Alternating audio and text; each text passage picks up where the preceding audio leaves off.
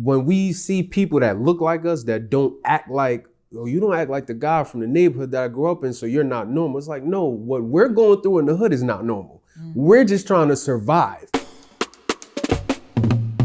On this episode, Consider That, we will be exploring the classic 90s sitcom, The Fresh Prince of Bel-Air, and the 2022 dramatic reimagining Bel-Air.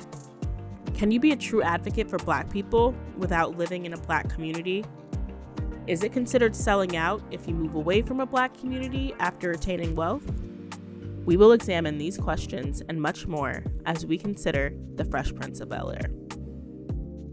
All right, gang, let's talk about The Fresh Prince. So in case you've been living under a rock, here's a quick summary. In The Fresh Prince of Bel-Air, Philip Banks is a successful judge who moved his family from urban Philadelphia to a mansion in Bel-Air, as well as his nephew, Will. But Philip's other children only know the Bel-Air lifestyle. So much happened in this show, but both Phil and Will were often challenged on a decision, basically saying they've changed. And if you've seen the Bel-Air reboot, we see the same kinds of themes. In particular, Uncle Phil is now a member of Alpha Phi Alpha, and when campaigning, he finds it difficult to gain the support of some of his frat brothers who feel he is not the same person he once was. And similarly, Will's best friend Trey finds out he's not coming back home to Philadelphia, and it causes a rift in their relationship. So the first question, I'm coming to you, Girdley. Does the fact that Philip Banks moved his family into an upscale neighborhood and chose to fight from the courtroom rather than on the ground take away some of his credibility as an activist for the culture? Definitely not, in my opinion. I feel like if anything, it reaffirms his activism. There's so much power and mobilization that can happen through legislation, and he's in a prime position to do that. And this whole idea of activism, it's not just one picture, like literally it's a verb. It's putting movement toward change that needs to happen. And although we have a conceptual understanding of what an activist looks like, we all have different ministries. Like, activism can take place in many different ways. And he found a space and an opportunity to be effective. And he took that opportunity, and he has done positive things to make things happen for the advancement and support of Black people, i.e. getting Will out of trouble, being able to just have that type of pull that we all need. So I don't think that it takes away from it. I think it reaffirms it. And I think we need to always remember that there's so many ways in which we can be activists and so many ways in which we can participate in activism. And it doesn't always have to look like in one way. We need healers, we need legislators, we need people in the classroom, we need people to support and nurture those who are on the ground floor fighting. All of that, it literally takes a community, the way that it takes like a village to raise a child, it takes a community to birth a vision, to reimagine our perception of what life can look like for ourselves. I think from what I recall, and you correct me if I'm wrong, definitely all those things are possible when you're in a certain position. Right. But I'm not so sure Philip Banks actually was cool with being down for the culture. And correct me if I'm wrong, but was he, because I feel like so many points in this show, he was called out for being a sellout in one way or another, right? I think he told Will to stop talking a certain way, dressing a certain way. And for some people, you should respect me no matter who I am. And yes, he had an opportunity to get Will out of trouble, but I'm not so sure if it wasn't his son or his nephew, he would have done that. Do you think he would have? We don't know. You don't know. But what do you think?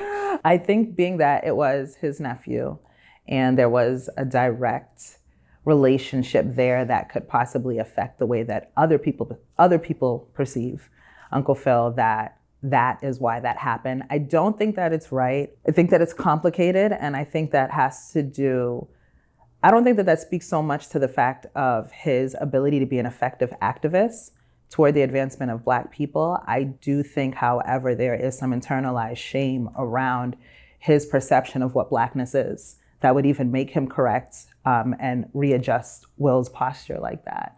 And that needs to be examined in itself. Because at the end of the day, you can go out there and you can fight for the culture because it's the right thing to do. But do you love the culture? Are you rooted in the culture? Do you actually feel the culture? Are you coming from a place of pride and love and deep foundational understanding of what the culture is even about? And if there's a separation with that, then there's cracks in the foundation, and that's a bit problematic. Now, can I ask, do we also think this is because the era of the original Fresh Prince? Because there were a lot less options, a lot less understanding of Black culture and accepting of Black culture from other ethnicities. Do you think he almost felt, and then there's his generation, which is much older than ours, do you almost feel as though he felt he needed to, out of survival mode, that's what was needed, needed to dress a certain way, etc., in order to excel in this world and even just have opportunities that would help him to advance his future generations to come? I feel like it's sad to say about code switching is not cool, but if you want to like get into those pockets, into those areas, you have to be a certain way. It's kind of wrong to say, but it's kind of true. Like, I feel like deep down you should have your character, you should have your essence, you should have who you are. But I can't go in there with like poom shorts talking with people because I feel like I want to wear that, I want to be that certain way. You have to come across to try to connect to that audience in a way of still keeping who you are. But I feel like Uncle Phil, I feel like he kind of struggles with his past and his present, and I feel like a lot of older men or women in general that have been successful in that area kind of, I wouldn't say forget. I think it's hard for them to cope what they've been through, and also coping what they have right now, because they know they had to code switch to get what they had. Like, you have to low key. Am I wrong? Low key, kind of. Is Beyonce even the perfect example of that? Because she kind of, I don't know if we'd call it code switching, but she played the role of pop star. And then once she got that fame, now she got all super Black on us. I think I'm not agreeing with it, but I think that's just how people we have to be. Like, it's not okay to code switch, but if you're trying to get into that realm or get into that place, you kind of have to go in that. But I feel like Beyonce in particular, she kind of, I'm a Beyonce fan. I love you, B. You see this. I feel like with her, she kind of still kept her Blackness in a sense, but it was pop and mainstream. And then when she finally got to that plateau, it was, smooth sailing. But I feel like whenever, just going back to like, Fresh Prince and everything like that, like, if you want to get into those areas of benefiting the Black culture and benefiting other people and like helping everyone, you have to somewhat pivot to what they want to see you in. At the same time, I'll say this, I work in corporate, so of course I can't talk to my coworkers and my manager the way I'm talking to my girlfriends. Like, that's just how it is. And I feel like for Black people, we kind of take 2 steps back in that, because we have to really, really, really hold in our, what's the word? It's not economic. What's the word? Hold on to more like our Blackness, maybe? That. What we would perceive to be exactly. our Blackness. So I'm gonna just jump in just because, and I hear your point. I respect. I receive it. But because of my upbringing, I grew up in a predominantly white community, right? And then when I could choose, I lived in Harlem. And so it's almost like maybe the opposite of what Philip Banks did. And so I personally don't ascribe to code switching just because I've seen the power in the difference. And I think oftentimes when it comes to code switching in particular, I think you're assimilating. You're being what you think they want you to be. But I think in that vein, you don't stand out. I think it's way more important, in my opinion, to figure out, okay, this is how they are. I'm going to be different, but I'm still gonna make them appreciate me, know that I'm in the room, and also respect me, right? And I work in corporate America, I work in news and different things, and I've seen a lot of people just do what they do. And I've seen the success that I've had because I am me. I am a Black man who cares about Black issues, and I'm gonna find a way to still make it relate to what you care about, the bottom line, but you're gonna know I'm there. right? But I recognize people do different. I know earlier you mentioned you may not even like, I don't know if you like the word code switching, and how do you view it? Yeah, I don't like the word code switching because I feel like that paints us as if Black people are monolithic, and we all come from different regions. We all come from different places. We all have different experiences, so we're not the same. We don't react the same to the same things. We don't speak the same. We don't like the same food. I know people who love chitlins. If you offer me chitlins, I'm going to think you hate me. Like, there's no reason, like, I'm not eating that. You get what I'm saying? So there's different things. And one of the best example one of my OGs told me was, you can't help someone who's drowning by jumping in the pool with them. If I'm in the pool with you, you're going to drown me as well. I can't help the poor if I'm poor as well. I can't help the impoverished if I'm living in poverty. I can't do it. I need to first help myself, and then I reach back and help you. But if I don't have myself on stable ground, once you come up here, we're both going down. So in order for me to be able to help my community, in order for Dr. Phil to help his community, he has to first help his family. I got to get myself out of here first. Then I have to get my kids out of here because he's also raising Black men. Uncle Phil had to get his family out of there because he had to lead by example. I'm going to take you out of what we knew, because let's keep in mind too, Hillary was the firstborn. She was there when they were struggling. She knew what that was like. Carlton did it. Ashley did it. And you also see the dynamic. Hillary Banks, you wouldn't knew that she grew up into poverty. No. You didn't know that, but when you watch the show, he mentioned it. She mentions that. So now she's taking full advantage. I don't have to live like that no more. We got money now, I'm spending it. So you see the difference. When you're in poverty and you get $1, you're afraid to spend that dollar. But people that are not in poverty realize, listen, I'm gonna take this dollar, I'm gonna invest, we're gonna break this dollar in half, we're gonna do this with this, make this 50 cent work. And Black people are like, no, I'm gonna hold on to this because I don't know when the next time I'm gonna get it.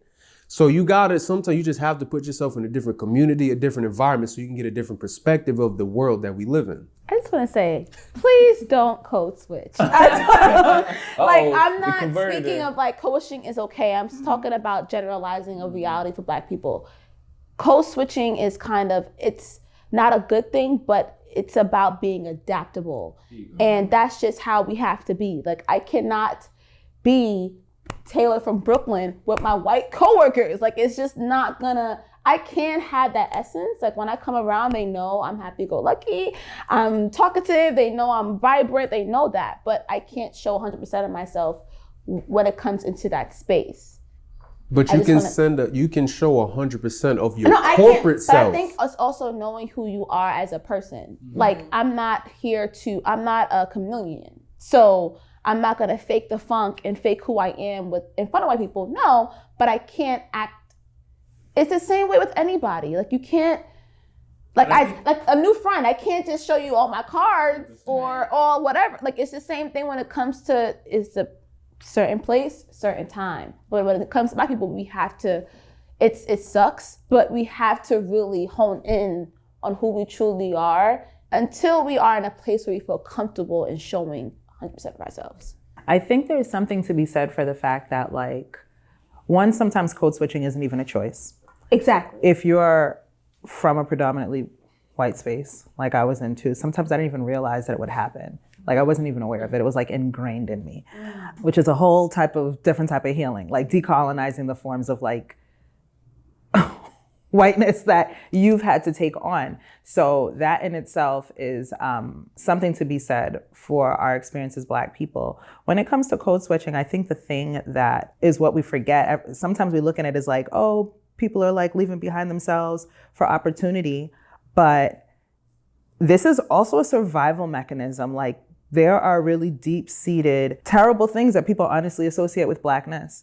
And and they're never anything that are rank high on the social totem pole, within like a few different areas of being like entertaining and like beautiful, like whatever, the fun stuff, the marketable things. But like, for the most part, they don't always reign too high. And it's a reminder that the reason why code switching is even important is because there's so much negativity that Blackness unfortunately comes with this Black tax that people have like really taken into, like, have downloaded into their systems and in their minds. So anytime that we code switch, it is to distance ourselves from this perception of that. And I think that it becomes highly problematic when Black people who are conditioned to code switch, like I realized I was at a young age, or just anybody who does it, when we don't realize that this code switching is rooted in a form of just like internalized hatred. And we're taking on that negative perception that even makes us feel that if we distance ourselves from these actions, that somehow we have more value. So with the case of Philip Banks and his child and his kids, I think that even though they lived in that area and then they decided to mobilize to like in a higher position, theoretically speaking, did they take their appreciation for Black culture with them?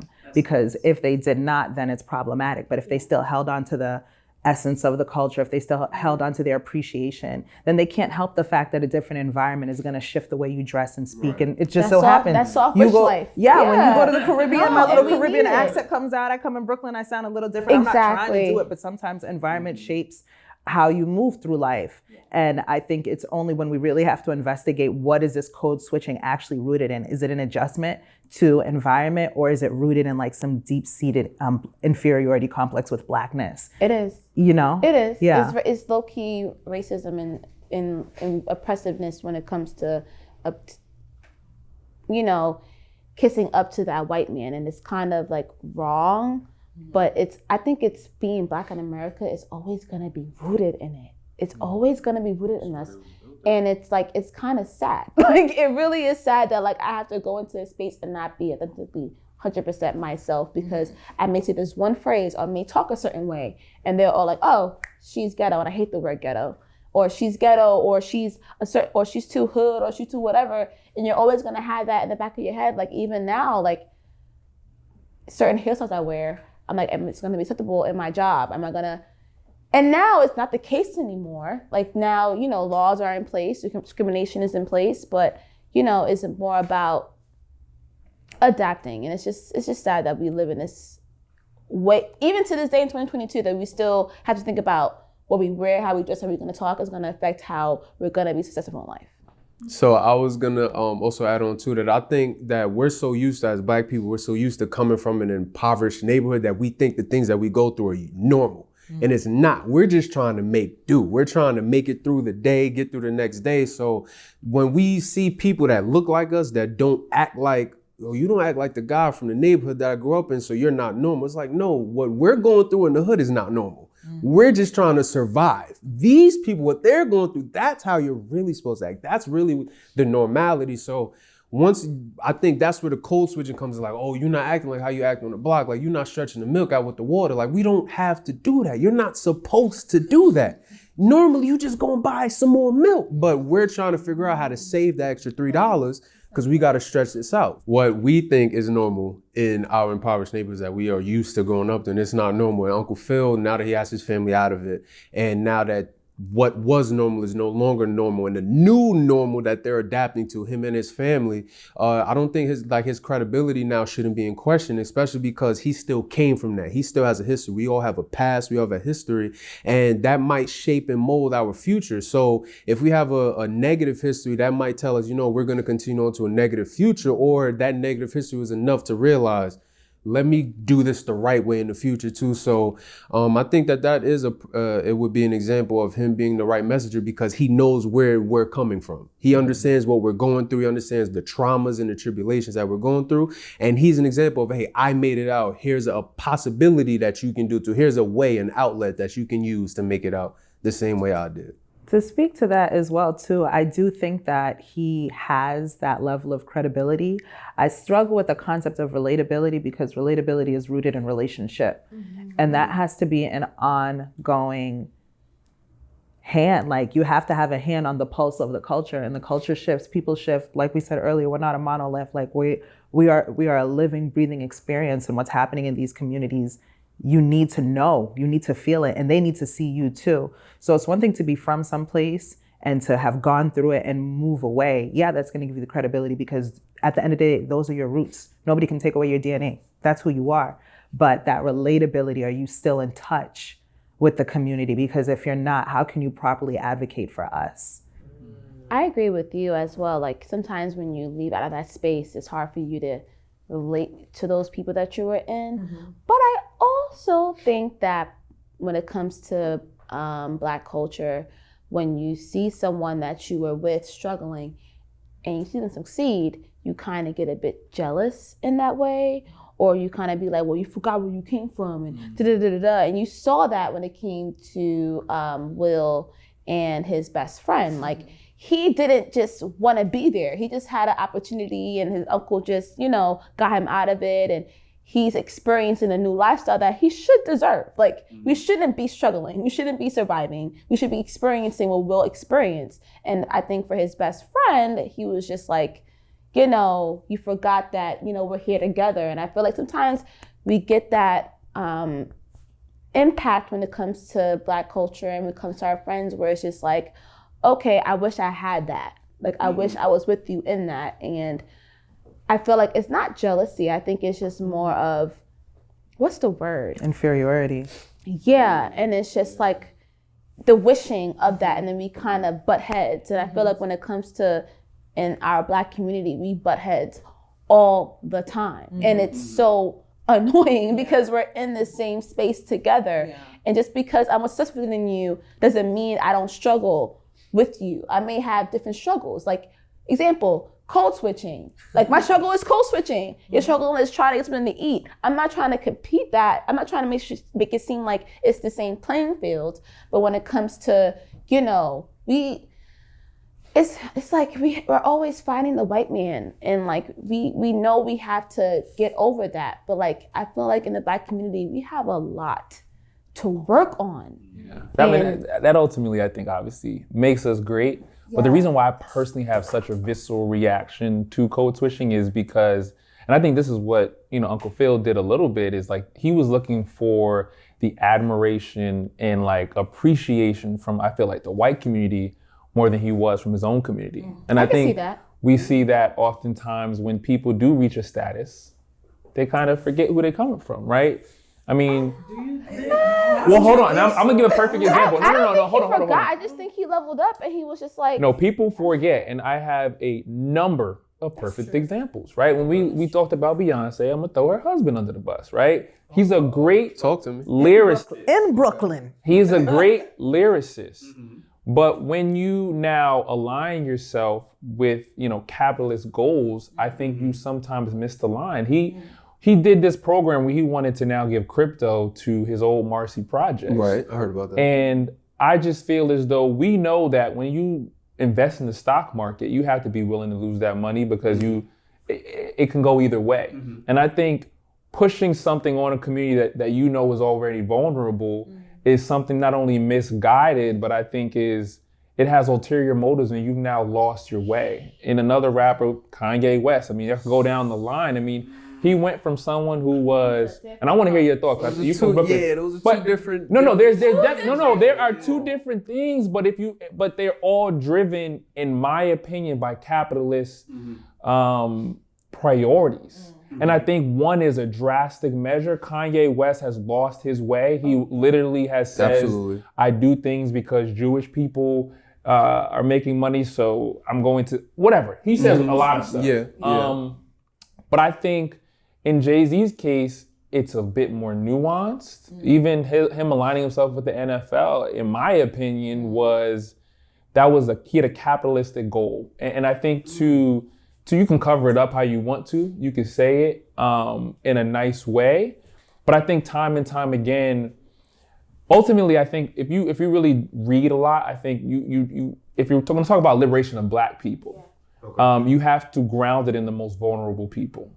And the most vulnerable are Black trans women, right? And I think centering them when it comes to the Black liberation movement is the only way we're really going to be free. And I think oftentimes when we put these Black leaders on a pedestal, they often miss the mark. And it necessarily, Jay-Z should not be the leader in a way, because I don't know if he even has the tools in which to actually free us, right? Whatever that looks like. But I gotta disagree on a couple aspects. So you're a big Jay fan, ain't you? I'm not. I wouldn't. Well, I appreciate his music. I respect his music. I like '90s hip hop and rap because I like lyricism and I like a message. Right. I still listen to trap and drill and all of that stuff, but I like a message. With Jay-Z, with the program he has with Marcy, it's not just about him telling you, "Hey, invest in crypto." It's about him putting a class to show people how to invest. What comes with investing? Don't invest money that you're not willing to lose. It's not him saying, "Yo, crypto is like this, put this down, you're gonna get this." No, it's saying, okay, look, if you wanna invest in crypto, it's a volatile market, but here are some of the strategies you can use. Because if you, for example, if you look at EYL, Earn Your Leisure, they do the same exact thing, Market Mondays, where they teach you, okay, look, this is not financial advice. I'm not telling you what to do. I'm telling you, here are some of the things that are happening in the market. If you want to get in, here's the smartest way to go about doing that. So with the aspect of Jay-Z, let's also be real. A lot of people within our culture, we're taught the only way you're gonna make it out is rapping or sports. So the people we look up to, the people that white America push on to us to look up to are rappers. So when you have a rapper, somebody who came from the same element that you came from and they made it out. In the words of my OG, if you're comparing yourself to people who are on the same level as you, you're stuck. You have to compare yourself to people doing better than you so you have something to look up to. You get what I'm saying? So with Jay-Z, he's somebody that we can look up to. This man came from where we came from. If you even look at the things he was rapping about in the 90s, yeah, he was rapping about, okay, every rapper took on a mafia personality, but things he was rapping about was finances. He was talking about, yeah, I lost these 92 bricks, but here's what happened after. You see what I'm saying? So it was always a lesson within what he was talking about. And you can also hear the growth in his music. So even though he's an influence on us, he was still putting that medicine in the candy for us. With Kanye, that's a complete difference. That's somebody who lost. TV show. That's somebody who lost guidance. That's somebody who's dealing with some mental health issues. That's somebody who's got a lot going on his plate. But with Jay-Z, that is a perfect example. Even with the NFL, the NFL was doing wrong by black people. Look what happened with Kaepernick. Look at the Super Bowl shows. There's been countless years where there's been a lot of black people who should have had their own halftime show, and they didn't. There are black people who had to share 5 people to a stage, 3 people to a stage, and you be grateful because the NFL, the Super Bowl stage is a huge stage. Cool, Jay-Z, okay, I'm gonna show you, listen, this how I'm gonna come in. We not working with you until you put somebody who looks like us on the board, somebody who can actually make decisions, not people who are the black people performing. We're drawing eyes to your show, but you're the one making the decisions. You're the one making the money. Jay-Z is saying, you know what? Put people that look like us. Same thing like Shaquille O'Neal. Put people that look like us on the board, people who can make decisions, people who can say, no, we're not going to go with him. We're going to go with him. He looked like me, but at the same time, he has influence. At the same time, he got a head on his shoulder. At the same time, he needs this because we also know that there's younger people looking up to him the same way that he was looking up to me. So that's where I go with Jay-Z. I feel like even though he's not on the same level as us, he's not doing it the same exact way that we would do it. He's doing it for people that understand. And the perfect example I'll give to you is listen to 444. Yeah. So with Jay-Z, and we can continue on this or switch it, but so with Jay-Z, the NFL was racist, so he made sure we're performing for them. That's what I take from it. So on that. I'm like, we're in the room to perform a halftime show. What have you actually changed systematically to make sure there's not a next Colin Kaepernick? We know that there's an issue with black NFL head coaches. The league is 70% black, and yet there's 3-4 black NFL coaches. And my issue, and it's not specific to Jay-Z, I think what Jay-Z is doing, he's doing the best that he can, but I think obviously this is where we're at with the black community, where we only got a few that we could really pull on.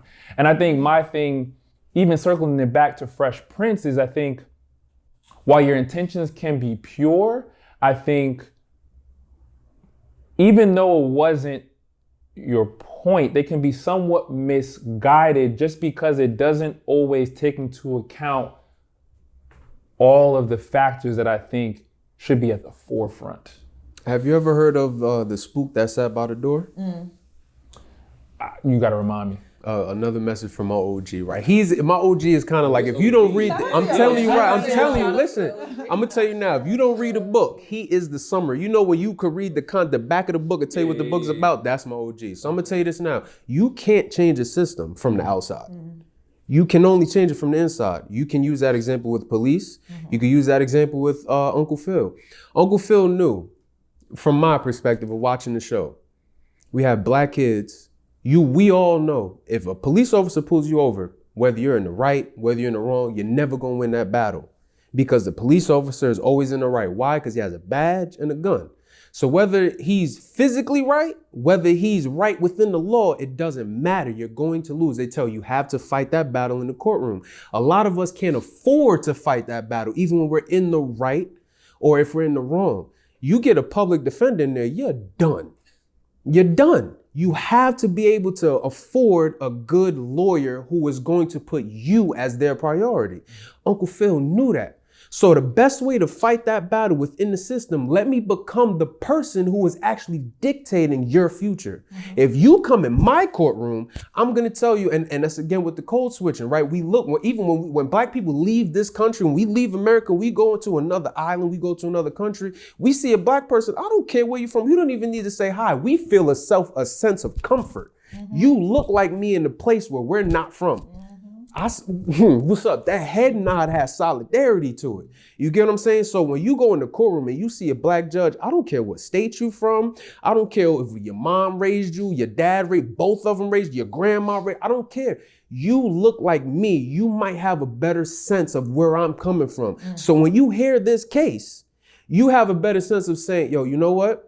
This kid was in school, he was doing this, he's a first-time offender, this, that. So you might not say life in prison. You might say, you know what? We're gonna give him probation because we've seen white judges do the same thing for white kids who said, oh, jail is gonna ruin his life. Well, you didn't say that about the black guy who never, you see what I'm saying? So I feel like Uncle Phil is the perfect example of you have to be in the system in order to really change the system.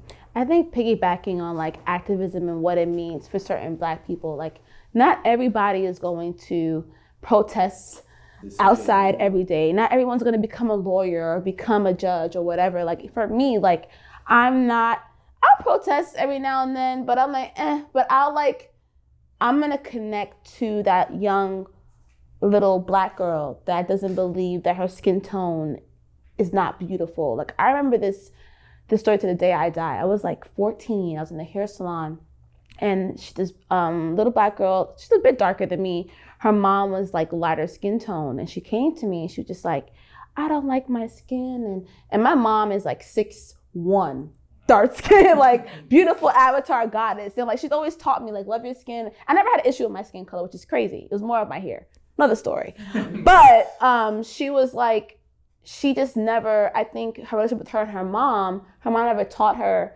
in loving her skin tone. And when she saw me, she was just like, I just, like confiding in me. And I had a Black is Beautiful wristband, and I gave it to her, and I'm like, honey, you are gorgeous, you are beautiful. Even though her mom was just sitting there in the salon, like not saying anything. And I feel like pivoting back to what activism is, like, Uncle Phil is activism is in law enforcement and in being a judge. You can be like that in certain ways. And I feel like with Jay-Z, I feel like we're never going to be in his shoes. Yeah. We're not going to know his struggles in that space. We're not going to know where he tried to do things in that space. And I feel like him just being in the NFL and dictating who's performing or not is a good bullet point in Black culture and uplifting. A step closer. It's a step closer because now you see the change. Now you see Rihanna in it. Because before it was Taylor Swift. A week later, it switched to Rihanna. And I just think that as Black people, we kind of like hold this pedestal up for Black celebrities to change the game for us. And sometimes they can do what they can do. And I just feel like if you're just at least trying to take those steps and trying to at least get us forward, that's all that matters. Okay, so that was a really good note on that. And we've covered Dr. Phil. I mean, he might have got his PhD, so you know what I mean. I appreciate all the points that you guys brought together and such great notes on Uncle Phil. But now I want to talk about his kids. When I think about Carlton, for example, and specifically that episode where he's looking to join the Greek organization and they mention he's not black enough, I think about the old Carlton who's like very naive, right? From the first Fresh Prince. Then I think about the new Carlton who almost kind of represents somewhat of a self-hate. He's like letting white people use the N-word freely. He's like hooked on coke and all this stuff. Do you think it's fair for people to call him or label him as not black enough? There's like Carlton in the old one and Carlton in the new one. I'll say I appreciate Carlton in the new one because I feel like that really hits home for a lot of black men. And shout out to the directors for that because I honestly felt his pain because I think no matter where you're at, no matter where you're living in, if you're predominantly white, you want to fill that black community hands down. And you have to cope with that. And him coping in drugs in that sense, it just shows the dynamic of racism and oppression in America. And also when it comes to Carlton being naive, it also just shows that the innocence of him not being able to, in surviving. Like it just shows that like, I didn't have to go through that and it's okay I didn't have to go through that. You should beat me up for not going through that. And it's not okay that you feel like I'm not black enough. You should still accept me because at least he's trying to at least adapt to that. When it came to the Greek organization, do you think you could understand where he's coming from, why he might not want to let Carlton into that organization? Or do you think he should have instead been like, let me take you under my wing and now introduce you to your black side or help you to get closer to it? I think for Will, it's kind of embarrassing sometimes if you have that black relative that's not black enough because we're kind of harsh in our community. If you don't give that essence, we're gonna make you know it. We always call that white friend, white girl, white boy, or you acting white, you talking white. But lost your black card. Yeah, that's all oppression though. That's all self-hate that we have in our own system. Do I feel like it's right? Absolutely not. Because what if he wanted to grow? What if he wanted to learn about that sense of community in there? So my answer is, I think, I'm gonna keep it a buck. I think it's 50-50 on how I feel when it comes to the black community because we've been through so much pain and so much hurt. And I give grace to people that do self-hate because sometimes you have to come out of that. And it's hard. Like, it's very hard to come out of, like, for example, like the new Carlton, when his friend was saying the N-word, like being from New York, any race, if I'm chilling with you or whatever, they say the N-word around me. And I have to realize, especially Hispanics, like it's just a thing. And then when you start to learn your history, you start to know things, you're like, wait, you should not be saying that around me at all. I can see why the frat brother didn't want him to be a part of it because he has a sense of like self-hate within himself. But I also can be like, that's not okay. You should at least welcome in your brother that's willing to at least try. I don't think that, I agree with you. I don't think that telling people that they aren't black enough, that's just, telling anybody that they're not enough of anything is just crazy. I struggle with the idea that that label comes from a place of self-hate. To me, it's almost as if they're frustrated because they feel like that person's not exercising enough Black love, enough expression of Black love, enough appreciation of Black love. And because so much of our culture and our experience has been taken, stolen, robbed, and just left void for us to work with the scraps of it, there's a certain level of protectionism around Blackness and the spaces that we've created that are sacred to us.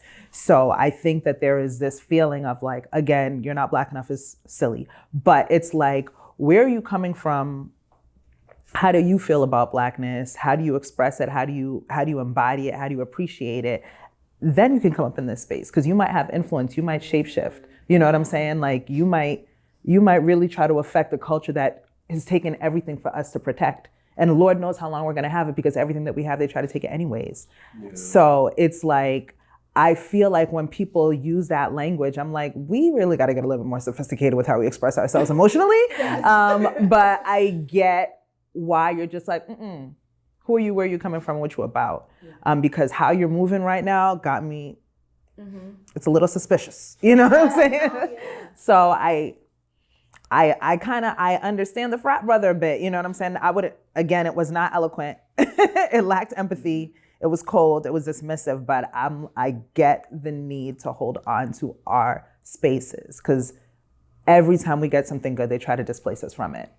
I get it too, because I even look at somebody like an extremist, like Dr. Umar Johnson. Some Very call him extreme. Right, he's extreme, but then it's like certain things, like me in particular, I don't care who you date, right? If you love somebody, you love somebody. That's fine. Like I know I love Black women. That's what, have I dated other races? Absolutely, I have, because now I can say why I know for a fact I love Black women, because I've tried the other things. Now, when it comes to Dr. Umar Johnson saying, oh, you shouldn't be dating outside of your race. People hear that and they go, well, true love should just be true love. But I feel like I understand what he's saying, because as Black people, if we don't even really know how to love on each other yet, we don't know how to love on ourselves yet. So who are we to give that love out of our community and put it into another community? Well, we ain't giving it to the people that look like us. We're not giving it to ourselves. You look at Jamaicans. If you dark skinned, they're bleaching their skin because you don't want to be that dark. Why? Like You're Black. There's nothing wrong with that. Love yourself for that. You think because, I'm lighter, that might put me in another financial class or different tax, but so you're Black. It doesn't matter if you're gay. We can't tell that if you sit there with your mouth closed, the first thing white people see is a nigga. They can't, not all Black people, but they can't see, that's a gay nigga. They see a nigga.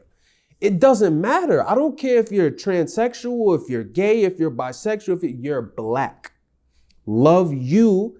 Love who loves you, but also try to find the love in your skin tone. Not even the tone, but just the complexion. Find the love within your dark skinned self. Find the love within your brown skinned self. Find the love within your light skinned self, and then realize we're all still gonna have the same experience. When we walk into the bank and ask for a business loan, we're gonna get the same answer.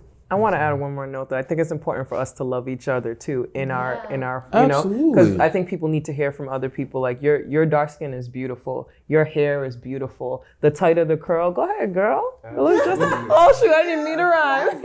Yeah.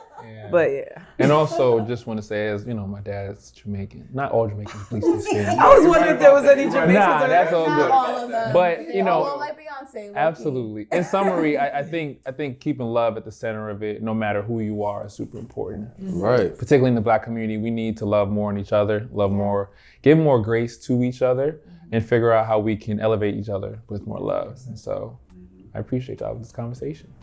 Thank you. All right, y'all, here's the big question. So is Will Smith the GOAT entertainer? And for those who don't know, greatest of all time. I'd have to, he might be up there, but he's not the greatest because he still has competition. He still has other people that could fill that void if he were to step away. Jamie Foxx. Just off the top of my head, Jamie Foxx is an actor, singer. He's he can play instruments. I'm not sure if he's a producer, but I mean, like, he's founded. If you listen to any R&B singer, anybody in the music industry, everyone says, listen, one of my first big breaks, I met this person at Jamie Foxx's party, at Jamie Foxx's house. If you listen to Tank, yes, Genuine is his guy, but Tank was singing with Jamie Foxx. Jamie Foxx helped. Listen, I don't think you could get any better than Jamie Foxx. He hates everything. I think Will's good at what he does, but he doesn't do that many other things outside of what he does to be the greatest of all time. Entertainer.